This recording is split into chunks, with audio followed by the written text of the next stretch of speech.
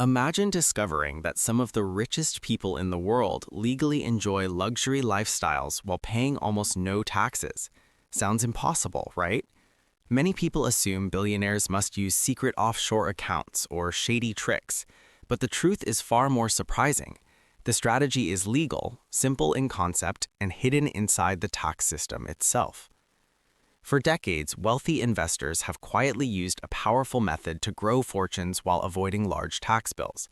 Most ordinary workers never hear about it.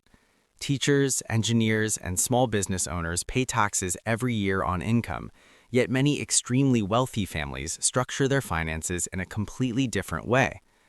This strategy is commonly explained with three simple words: buy, borrow, die.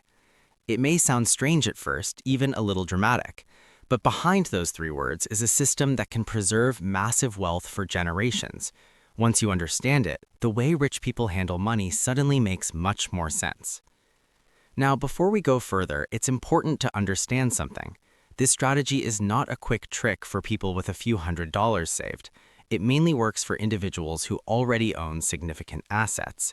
However, learning how it works can completely change the way you think about money, investing, and taxes. The idea was popularized by a law professor named Edward McCaffrey in the 1990s. He used the phrase to explain something strange about the tax system. Many people believed the rich paid high taxes, but when researchers looked closely, they noticed wealthy families often paid surprisingly little compared to their enormous wealth. Years later, investigative journalists confirmed this pattern using real tax data. Their research showed that some billionaires had extremely low tax bills compared to their total wealth. This shocked many people, but once you understand the strategy behind it, the numbers start to make sense. So how does the system actually work?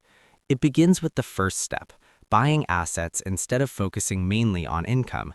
Most workers rely on salaries or wages. The moment you earn money, taxes are taken out.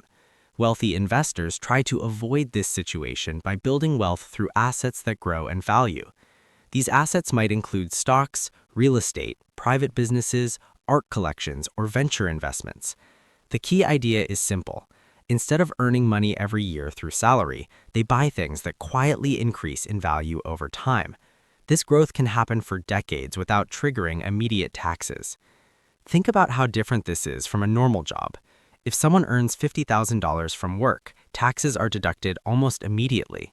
Income tax, Social Security contributions, and other charges reduce the amount they take home. But if a stock rises in value, no tax is owed until it is sold. This difference is extremely important.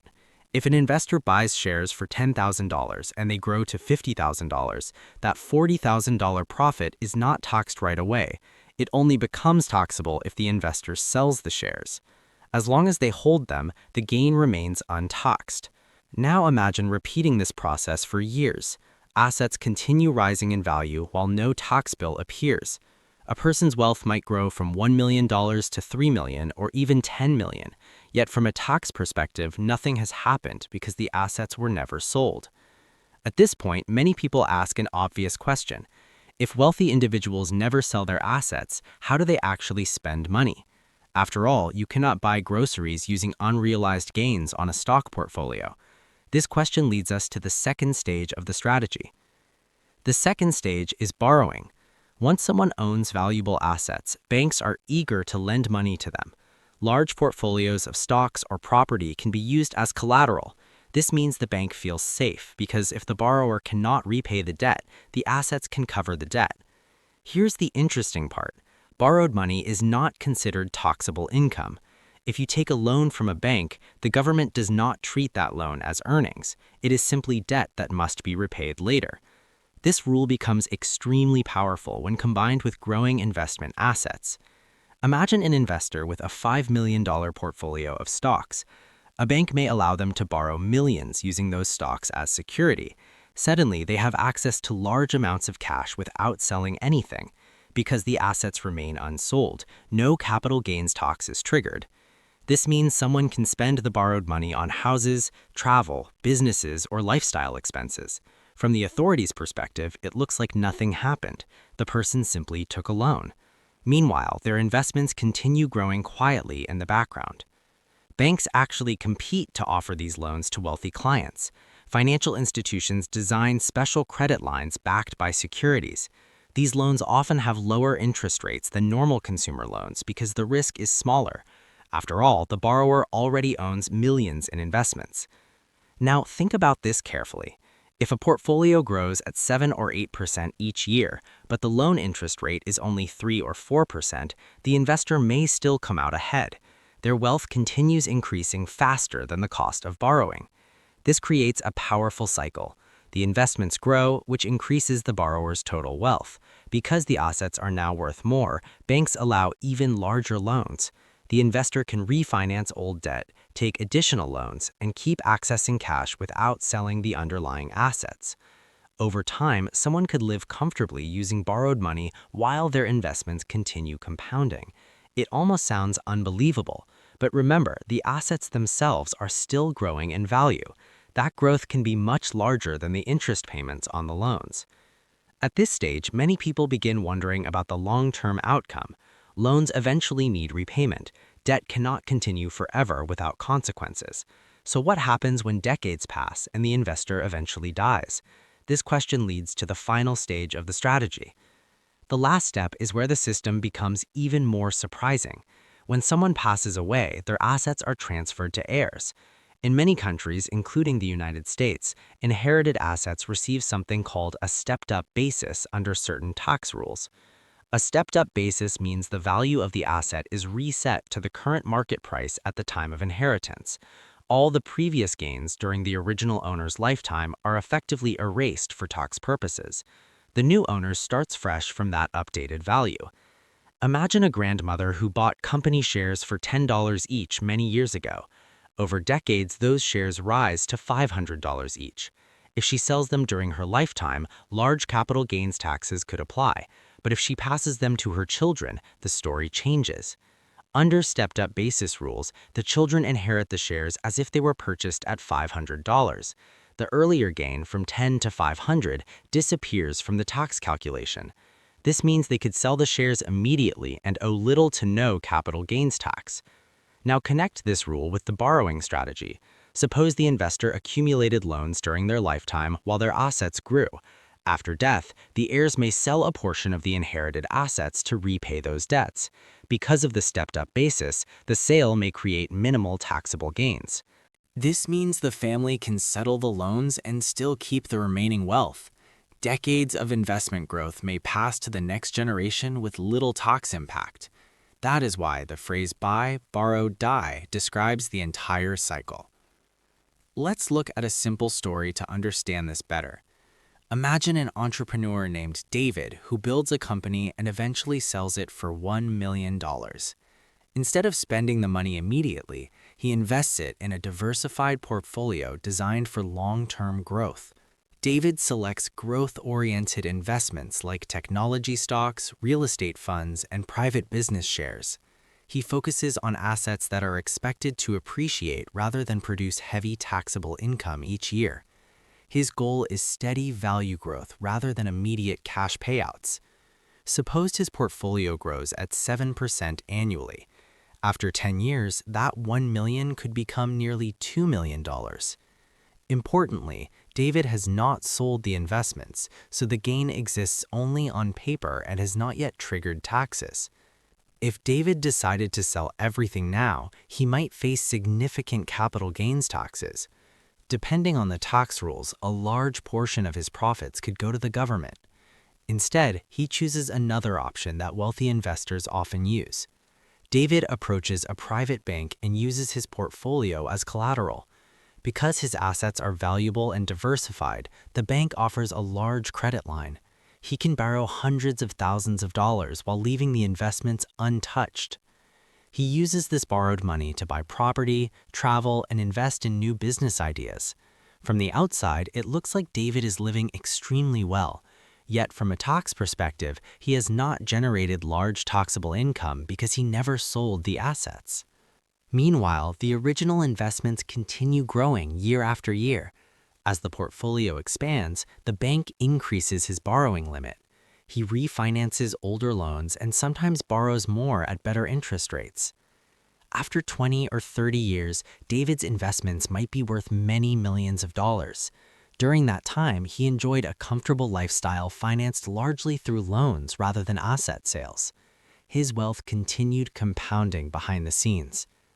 Eventually, David passes away. His children inherit the entire portfolio. Because of the stepped-up basis rule, the asset values reset to the current market price at the time of inheritance. The heirs sell part of the portfolio to repay any outstanding loans David accumulated.